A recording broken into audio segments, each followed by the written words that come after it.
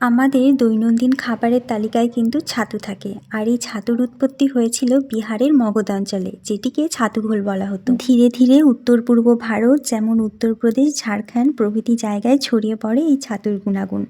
মূলত শ্রমিক এবং কৃষকদের দিনভর পরিশ্রমের আগে এবং পরে প্রধান খাবার হিসাবে ছিল এই ছাতু।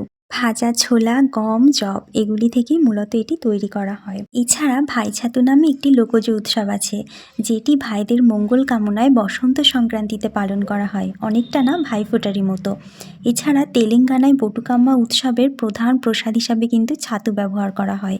ছাতুতে রয়েছে প্রচুর পরিমাণে ফাইবার, প্রোটিন ও ভিটামিন, এছাড়া ক্যালসিয়াম ও আয়রনের মতো খনিজ পদার্থ, যেটি কিনা আমাদের শরীরের পেশি গঠনে অনেকটা সাহায্য করে। এছাড়া শরীর সতেজ রাখতে কিন্তু এর গুণাগুণ অনেক।